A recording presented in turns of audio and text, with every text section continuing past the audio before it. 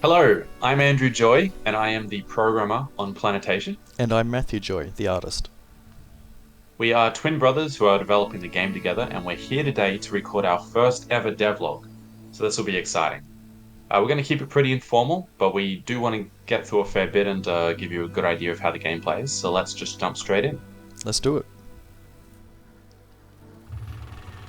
So the game begins with you crash landing in your drop pod here on the incredibly inhospitable alien planet of Perdition. This place is basically the Australian outback on steroids. It's very, very difficult to survive here. Everything wants you dead. So it makes a great setting for a survival game like Planetation. So in the process of crashing here, you've somehow managed to break your only tractor mech. Tractor mechs are basically a dual purpose battle slash farming mech robot that is incredibly important to your survival here, both to keep your farm running, but also to keep your farm safe. And you've broken it. So your first job here is going to be to repair it. The person that's talking to you here and giving you a job is a stubborn old lady called Olgal. She's one of the few inhabitants of this planet, and you'd have to be incredibly stubborn to want to live here. She is your your boss, basically. You answered a call for a new farmhand, and you traveled out here. You neglected to ask what happened to the old farmhand. That would have been good to know. It was not clean. So you're going to be exploring a little bit here and gathering some early resources in order to get a foothold on this planet. Like any survival game, we start pretty basic. We start you off with wood and stone staples, but also some things like fibergrass, which you can gather to get plastic. So here's a thing of fibergrass, a fibergrass plant. You need to be careful to gather it only between those safety windows. If you don't, you're going to injure yourself. It's a very sharp, brittle, glassy planet. So yeah, we're going to gather that to get some plastic. We're also gathering here potatoes. We're plucking them out of the ground. They're basically alien potatoes. They're very nutritious, but we'll need to cook them before we can really eat them safely. So on this stone, you can see this purple thing that we just squished.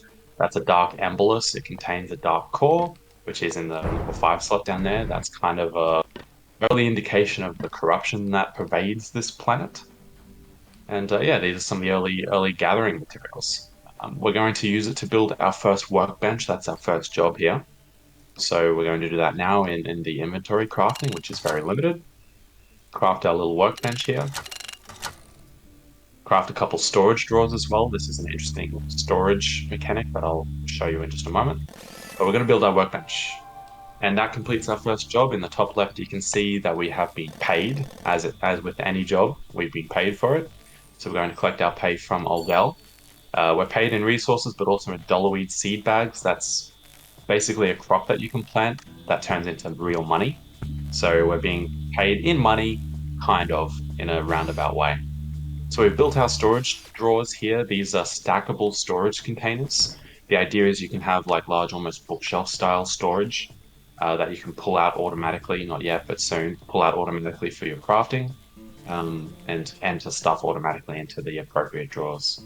So we now have our workbench, our proper crafting station. It contains a lot more to craft, so that's actually been reworked in the next update that you can't see here. We've reworked it and polished it into a much easier to navigate grid layout. It's much cleaner. Tune in for the next devlog, and I'm sure that we'll be covering that in detail. We're doing more gathering here because you always need to be gathering in survival games. We're doing more gathering here. We're peeling bone bark off of the bone bark trees. So these are similar to paperbark trees in the actual real Australian outback. We aren't cutting down these trees. They actually have iron cores, so we can't. We aren't cutting down these trees. We're peeling the bark off and repurposing that into our crafting materials, in this case, into wood.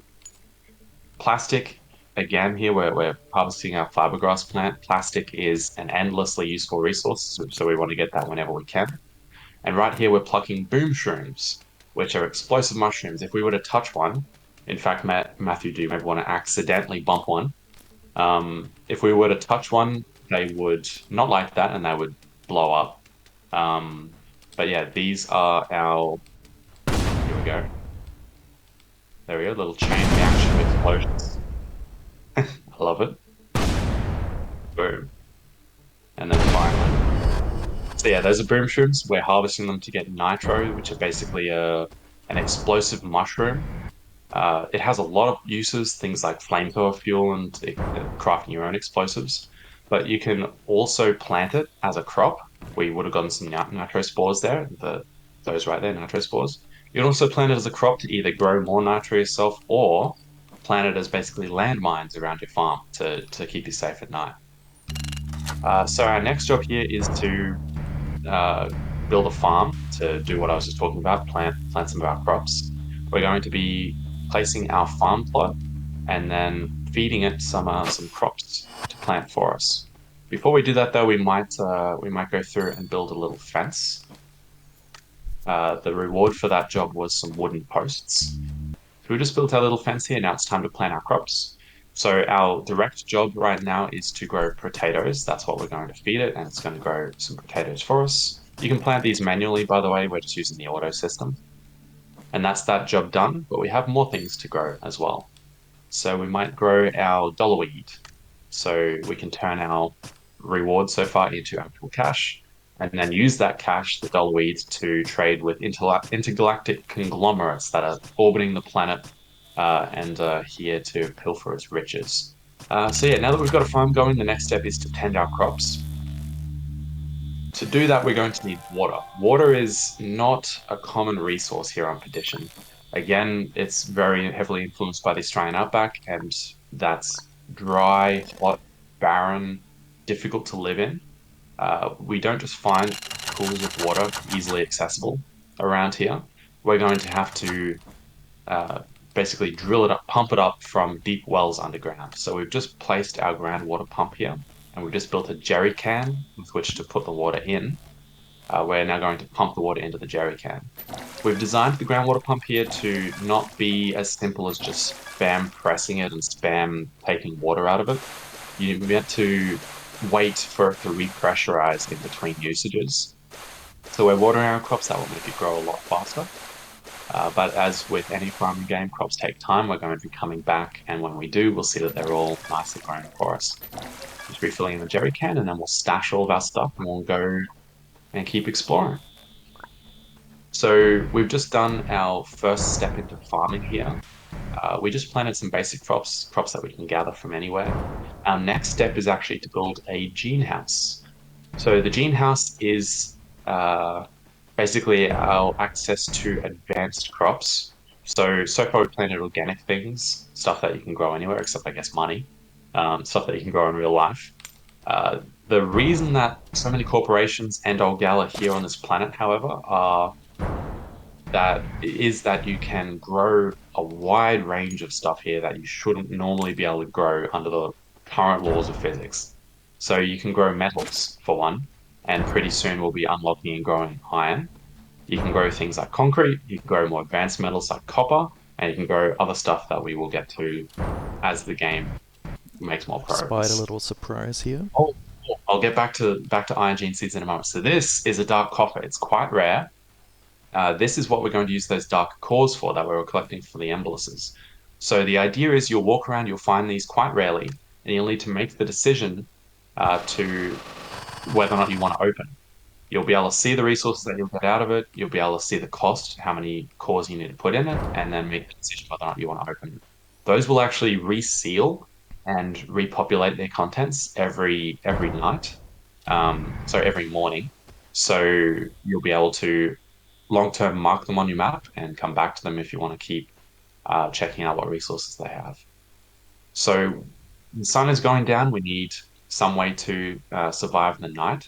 So for now, we're just going to build a torch. That's what Matthew is doing right now. A lot of plastic. Going to build a torch. And now we have a light source for the night, which is perfect timing because the sun is about to go down. So we're just going to let him put some stuff away, and then we'll see our very first sunset. There we go. And the lights on, and the night approaches. So one of the roadmap milestones for the end of the year is combat. That's where these nights will start getting very dangerous and very interesting. At the moment, it's mostly just a darker version of the day. But yeah, combat will be coming soon, so you don't need to stay tuned too long in order to see that. It is nighttime though, but we're not going to stop doing what we're doing. We're going to build our gene house. So again, this is how we unlock more advanced crops. It's basically a combination of a laboratory and a greenhouse.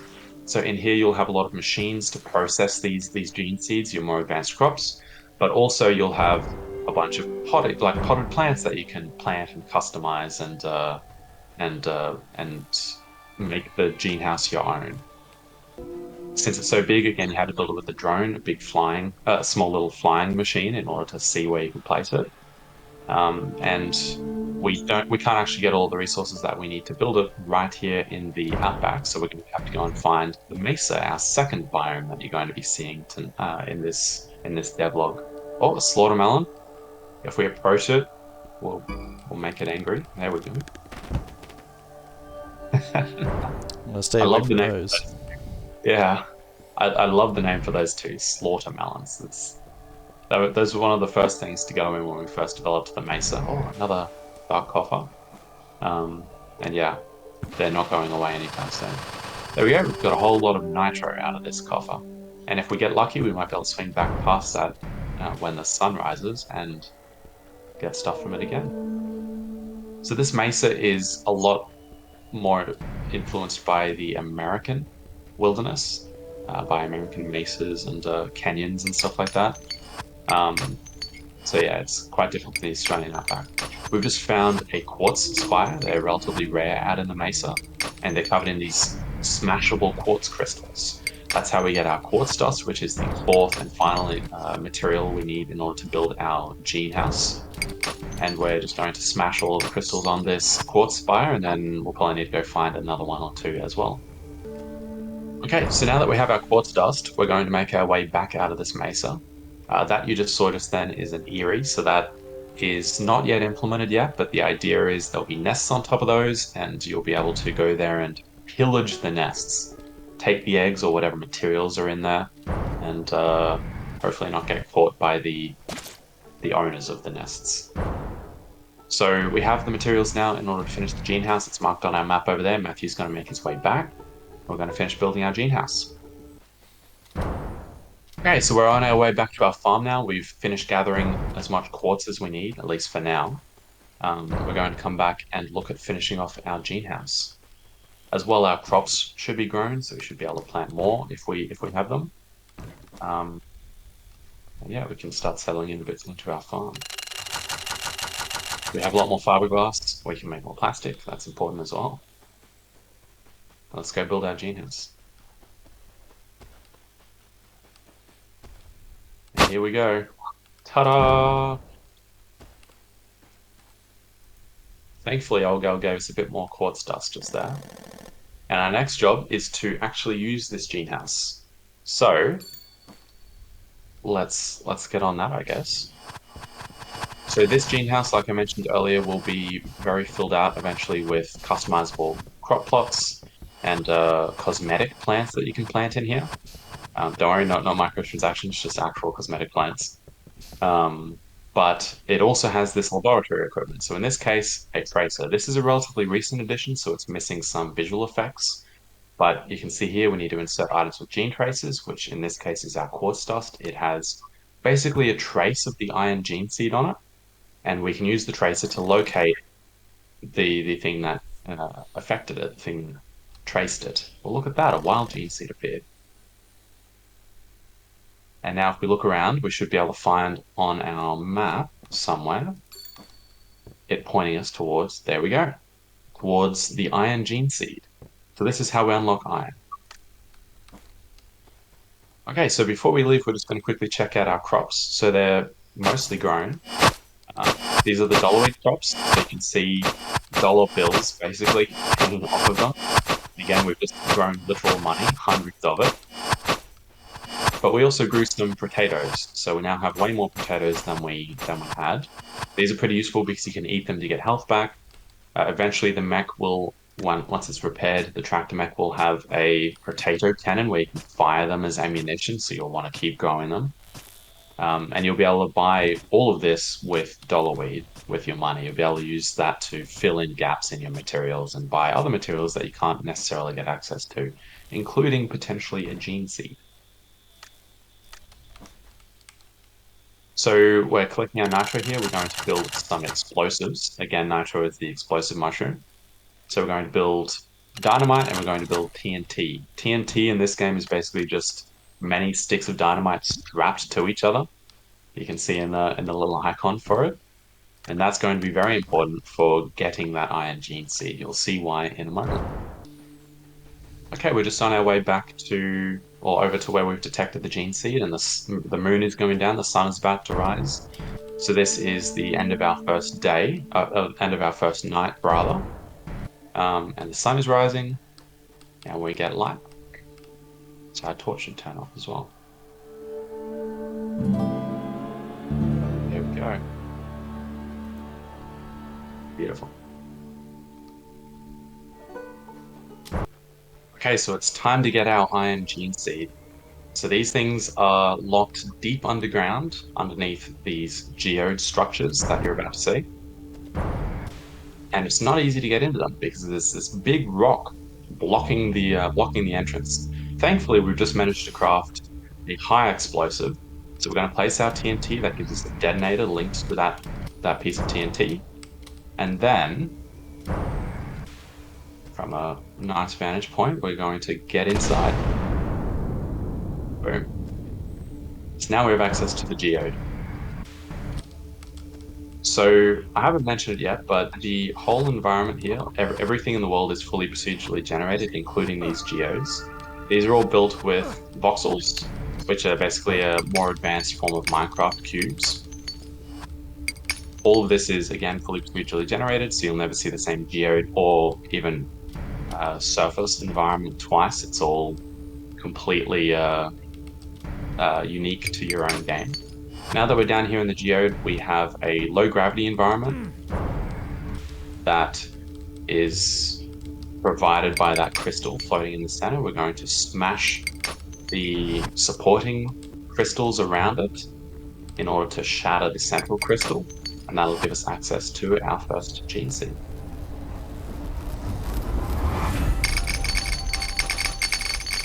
Also shatter all of the other quartz around the geode, so we'll have a nice flood of quartz dust, which will be handy in a moment when it comes to processing this gene seed. Plenty of quartz dust. So unfortunately, with that crystal gone, now we don't have the low gravity environment anymore. We need to find our own way out. Thankfully, these quartz spires are carefully placed around the room, and we can just jetpack up and find our own way out. So this is the first gene seed that you collect, iron. This is specifically metal. We're going to process this and unlock iron, which is our first level of tech upgrade. Okay, now that we're back at our gene house, we're going to slap our iron gene seed into the stabilizer in the center and process it. The idea here is if you see on the gene seed it says that it's corrupted, we can't plant it yet. We can't get iron out of it until we process it and stabilize it and remove that corruption. So that's what we're going to do with this gene house. This will give us access to our very first metal, to iron, and it'll allow us to tech up greatly and repair our tractor mech. So as soon as we activate this event and start processing the gene seed, we are affected by a weak magnetic hazard that's going to slowly pull us in and just make it generally difficult to move around the room. That's stalled at the moment because we need to give it some resources. We need to give it both quartz dust and we need to give it water. These stages, so both what you have to do and what you have to give it and the negative effects while you're doing this vary per gene seed. So different gene seeds will have different requirements and be different levels of complex. So we're just going to hide here for a bit and keep refueling the process as it goes.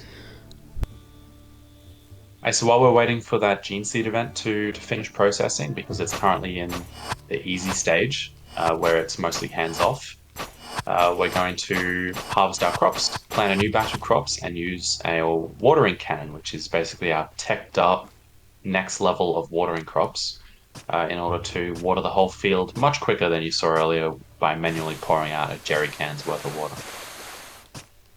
So this is basically a super soaker that you can use to water your crops. Not as efficient on water, quite wasteful really, but much easier.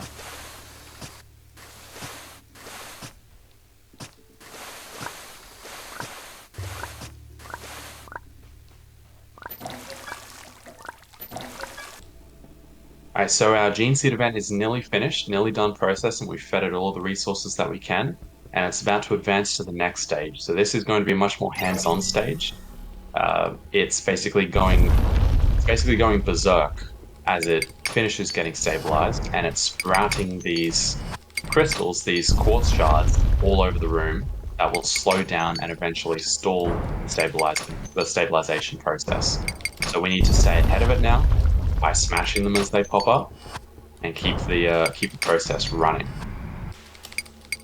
which would be a lot easier to do with a bunch of friends, right? So we're nearly there, 30 seconds off of finished processing. Will Matthew accidentally let it stall? Oh, he might be on top of this. To be fair, he does have a little bit of practice. 10 seconds and we're almost there. So the idea here is this is kind of our introductory gene seed. As you process more and more highly teched up, highly advanced gene seeds, the process is going to be a lot more involved and a lot more dangerous. Now that we've processed this gene seed, you can see that it's stable.